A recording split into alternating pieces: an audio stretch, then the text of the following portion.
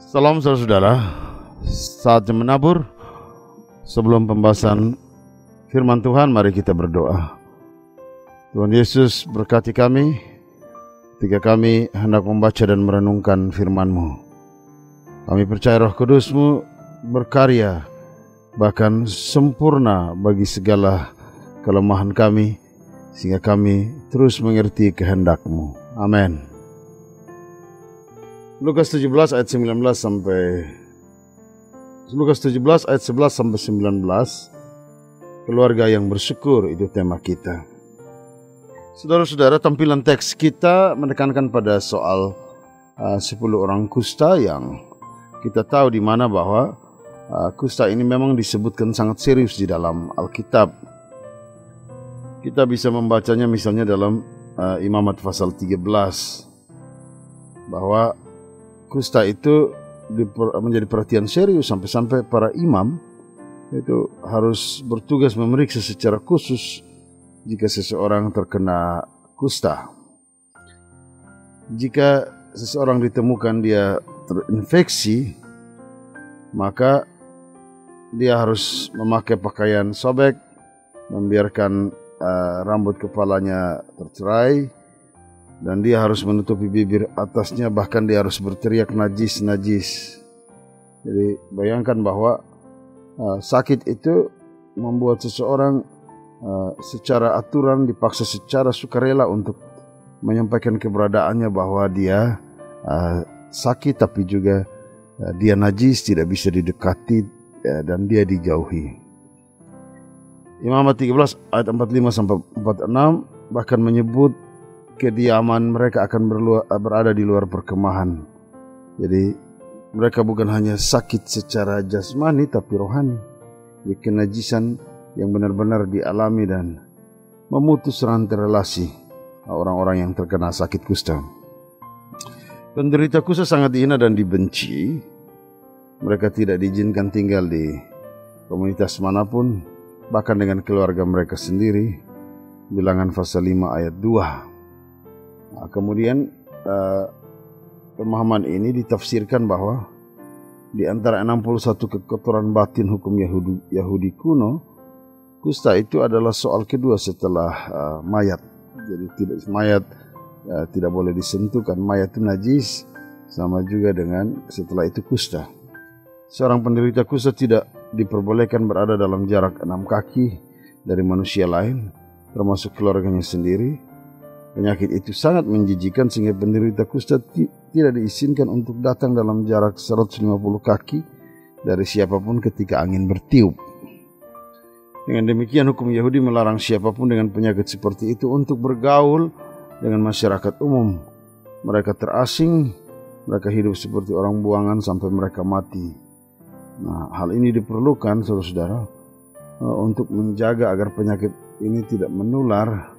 Dia tetap menjadi endemi, kan kalau dia menjadi pandemi jadi berbahaya. Jadi sampai seumur hidup orang-orang dengan sakit kusta mereka akan menanggung beban luar biasa. Nah, lalu bagaimana kajian teks kita saudara-saudara? Kita tidak heran jika 10 orang kusta membentuk satu komunitas. Mereka yang terbuang menjadi satu keluarga. Taruhlah begitu. Mereka seperti satu keluarga. Meski nanti di dalamnya ada satu orang asing disebutkan orang Samaria, tapi mereka tidak peduli perbedaan itu. Mereka sama-sama orang-orang yang senasib, orang-orang yang bergumul dengan sakit kusta, dan karena itu mereka membentuk satu komunitas. Kita tidak tahu sudah berapa lama mereka menjalani itu, bahwa kita tidak tahu apa yang mereka lakukan setiap hari, tapi mereka membentuk komunitas sendiri untuk menemukan keberhargaan mereka. Dan suatu hari mereka bertemu dengan Yesus. Mereka berteriak, "Yesus, Guru, kasihanilah kami." Bayangkan mereka satu suara, mereka satu tujuan, satu kebutuhan, sembuh. Tapi ungkapan kasihanilah kami sebenarnya lebih daripada sekedar sembuh.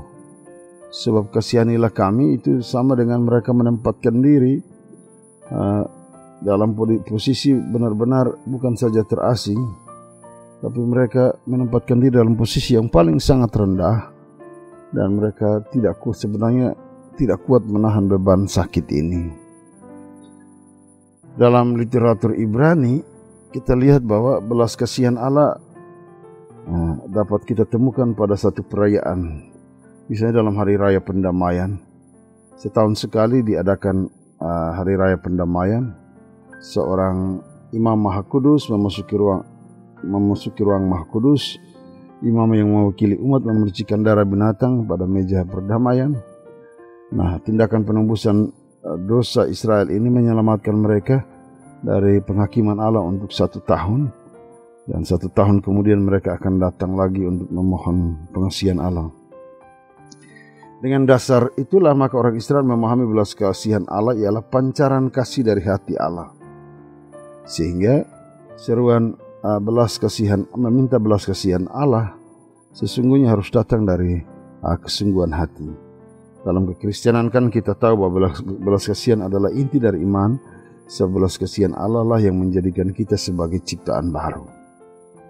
Dengan memohon belas kasihan Allah, 10 orang kusta telah berdiri mewakili diri mereka sendiri yang tidak diperkenankan ambil bagian dalam hari raya pendamaian. Mereka berdiri bukan dengan membawa persembahan, namun mereka berdiri dengan membawa hati mereka. Yesus Guru, kasihanilah kami. Yesus yang penuh belas kasihan itu tidak menyentuh mereka dalam teks kita. Yesus tahu bahwa kebutuhan mereka adalah penyembuhan. Disinilah kita belajar bahwa Yesus bukan saja namanya menyembuhkan, tapi dengan suaranya pun mereka beroleh kesembuhan. Tetapi perhatikan bahwa dalam teks itu ketika Yesus berkata bahwa pergilah, perlihatkanlah dirimu kepada imam-imam, bukan kepada saat itu mereka belum sembuh. Ini berat, saudara. Mereka disuruh pergi untuk menunjukkan pada imam-imam, tapi mereka belum sembuh. Hanya yang hebat dari teks kita ini adalah 10 orang kusta yang diperintahkan untuk pergi itu mereka mau pergi. Pergilah untuk berharap belas kasihan Allah. Allah meminta mereka pergi. Saudara, mereka sedang pergi kemana? Pergi menuju zona ketakutan. Sebab mereka belum sembuh. Mereka harus pergi memperlihatkan keberadaan sakit mereka kepada para imam. Tetapi mereka belum sembuh. Iman itu pada satu sisi juga kadang harus berani untuk melangkah menuju zona ketakutan. Pola ini kan yang hampir sama dengan apa yang dialami oleh Abraham. Bahwa Abraham dipanggil Tuhan keluar dari zona nyaman, pergi ke negeri yang tidak dia tahu. Orang kusta dipanggil untuk pergi untuk berjumpa dengan zona ketakutan. Jadi selain iman itu keluar dari zona nyaman, iman juga berarti bersiap untuk berjalan menuju zona ketakutan. Nah, dengan segala risiko itu, yang paling hebat dari teks ini mereka mau melangkah. Mereka mempertaruhkan identitas dan keberadaan. Supaya bagaimanapun mereka berjuang, hidup tidak bisa hanya berada di tempat. Harus mau untuk melangkah, untuk melawan keberadaan yang membelenggu kita. Beriman itu sekali lagi berarti siap untuk berjalan menuju zona ketakutan. Namun di tengah jalan mereka menjadi tahir. Ini hebatnya. Mereka menjadi tahir. Berani berjalan menuju zona ketakutan. Mereka akan menemukan kesembuhan. Di tengah jalan mereka menjadi tahir. Teks kita tidak menyebut apakah mereka meneruskan perjalanan kepada para imam, ataukah mereka melonjak sukacita sampai lupa diri. Tetapi teks kita menyebut bahwa salah satu dari ke-10 orang kusta itu kembali dia mengucap syukur kepada Yesus. Apa yang kita pelajari? Yesus menyuruh mereka menyusuri jalan ketakutan. Namun di tengah jalan mereka menemukan jalan kesembuhan. Saudara, apa yang diperintahkan Yesus, jalanilah itu. Keluarga-keluarga Kristen, hargailah kekudusan, kesetiaan, dan belajarlah untuk saling menghormati. Itu perintah Tuhan. Meski kelihatannya sebagai hal-hal yang sepele, namun hal-hal itulah yang membuat keluarga kita selalu beroleh kesembuhan di tengah berbagai ketakutan yang menyerang kehidupan ini. Melangkahlah dengan apa yang Tuhan mau, karena mungkin kita melangkah dalam zona ketakutan, tapi di situ pula kita akan beroleh kesembuhan. Nah, lalu apa reaksi kita terhadap pemulihan yang Tuhan berikan? 9 orang kusta merayakan kesembuhan. Mereka mewakili manusia. Kesembuhan yang datang dari Allah harus dirayakan. Mereka merayakan itu, tetapi kemana mereka merayakan dan di mana mereka merayakan, itu tidak disebutkan. Di tengah jalan mereka tahu bahwa kesembuhan itu bukan datang dari para imam. Mungkin saja ada yang berjalan terus kepada para imam. Namun kalaupun itu terjadi, maka sebenarnya itu hanya satu perjalanan formal. Karena keberhargaan mereka telah mereka temukan kembali di tengah jalan. Di tengah jalan mereka menemukan kembali, mereka mengakui keberadaan mereka. Mereka menemukan kembali identitas mereka. Satu orang yang diduga orang Samaria itu kembali, dia mengucap syukur.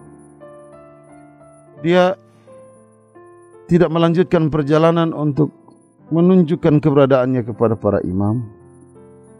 Dia juga tidak bergirang sampai lupa diri, tetapi justru dia memilih jalan kembali, yaitu jalan menuju kepada Allah, jalan mengucap syukur. Saudara, meski Yesus tidak membatalkan kesembuhan dari 9 orang yang tidak datang dan berterima kasih kepadanya, tetapi kita melihat bahwa sekarang kita diperlihatkan tentang kurangnya rasa syukur dari mereka. Bisa jadi mereka sama seperti saya dan saudara yang beroleh sesuatu dari Tuhan tetapi lupa untuk mengucap syukur kepada Dia. Karena mereka memulai dengan iman, Yesus Guru kasihanilah kami, maka ke-10 orang itu memperoleh kesembuhan fisik. Tetapi perhatikan bahwa kata-kata terakhir Yesus kepada orang Samaria yang bersyukur menyiratkan bahwa orang ini menerima penyembuhan rohani di samping penyembuhan fisiknya. Setelah orang itu sembuh dari penyakit kusta, dia datang kepada Yesus. Dia tersungkur, dia merebahkan dirinya. Dia tahu bahwa dia sebenarnya nol, hidupnya nol dan kosong. Dia merebahkan dirinya ketika dia menjadi berarti di dalam Yesus. Yesus berkata, bangkitlah dan pergilah, imanmu telah menyembuhkan engkau. Imanmu telah menyembuhkan engkau. Bahwa iman itu tidak hanya bisa sampai pada titik di mana kita menikmati apa yang Tuhan beri bagi kita, tapi iman juga adalah melangkah untuk kembali pada jalan Allah, mengucap syukur untuk apa yang telah kita terima dari Allah. Saudara lihat apa yang dia terima. Dia bukan saja menerima penyembuhan fisik, tetapi juga dia menerima kepenuhan rohani, keutuhan rohani. Ketika ia meluangkan waktu mengakui pemberi yang datang dalam nama Yesus itu, yang berasal dari Yesus itu, dia bukan hanya datang untuk menunjukkan kesembuhan fisiknya, tetapi sikap itu membuat ia memperoleh lebih dari kesembuhan fisik. Itulah makna iman, bahwa Allah menyembuhkan sesuatu yang juga menekan kehidupan, bahwa sakit yang dialami ikut mempengaruhi batin kita, dan dia memperoleh kelepasan di situ. Ada penyembuhan rohani di situ. Inilah yang harusnya menjadi permenungan bagi keluarga-keluarga Kristen. Sebab hampir setiap hari kita bergumul dengan aktivitas. Pokoknya dalam hidup ini pergilah menjadi hal yang tidak bisa kita lepaskan. Pergi kemana? Pergi ke sekolah, ke kantor, kebun, pergi mencari nafkah. Pergi kemana? Pergi ke dokter, pergi ke rumah sakit. Pergi untuk menjemput berbagai zona-zona ketakutan kehidupan. Pergi untuk berbagai aktivitas. Di perjalanan kita menemukan banyak tantangan. Namun di tengah jalan, kita melihat bahwa tantangan yang di depan mata kita bisa kita lewati. Kita lewati karena Allah begitu baik, Allah begitu luar biasa bagi kita. Lalu akhirnya apa yang harus kita lakukan? Bukankah sebagai keluarga setelah aktivitas kita akan pulang ke rumah? Apa yang harus kita lakukan di rumah? Di rumah bukan saja kita berkumpul kembali, tetapi di rumah kita akan ada untuk menyatakan syukur bahwa Tuhan masih mempertemukan kita sebagai keluarga. Bersyukur untuk apa yang Tuhan beri, dan bersyukur pula untuk apa yang menjadi tantangan dan penderitaan yang kita alami hari ini, bahkan juga tantangan dan penderitaan yang tidak pernah kita ketahui. Bagaimana aplikasi firman ini, saudara-saudara? Keluarga yang bersyukur, kita tahu bahwa setiap keluarga memiliki kebiasaan dalam hal bersyukur. Memang ada banyak juga keluarga-keluarga yang over syukur. Ada yang hanya untuk satu syukur, mereka bukan saja menyatakan syukur, pesta syukur, tapi mereka menyatakan seperti pesta pora lah. Itu kelebihan syukur. Setiap keluarga saya tahu pasti bersyukur. Minimal setiap malam selalu ada doa syukur setiap keluarga. Hendaknya doa ini bukan sekedar formalitas semata. Suatu ucapan syukur menempatkan kita pada titik balik, menempatkan diri pada titik nol. Harus meyakini bahwa semua yang kita alami hari ini ada dalam penyertaan Tuhan. Dengan menempatkan diri pada titik nol, maka kita akan bersyukur dengan segala keadaan kita dan siap untuk diisi oleh Tuhan. Kita sadar bahwa selalu ada orang-orang yang ada di dekat kita, suami, istri, anak-anak, dan orang-orang yang kita kasihi. Itulah tanda syukur yang Tuhan buat bagi kita. Keluarga-keluarga Kristen, mulailah dengan bersyukur. Salah satu kelebihan kekuatan bersyukur dalam hidup ini adalah kita mampu menjalani hari-hari yang berat. Karena itulah sukacita menjadi inti iman Kristen. Iman memanggil kita kembali kepada Allah supaya kita memiliki hati yang selalu penuh sukacita menghadapi tantangan apapun. Tuhan memberkati kita. Amin. Mari kita berdoa. Tuhan Yesus, terima kasih untuk firman-Mu. Kiranya Engkau menyempurnakan firman-Mu dengan kuasa Roh Kudus-Mu berkarya dalam hidup kami kini dan selama-lamanya. Amin.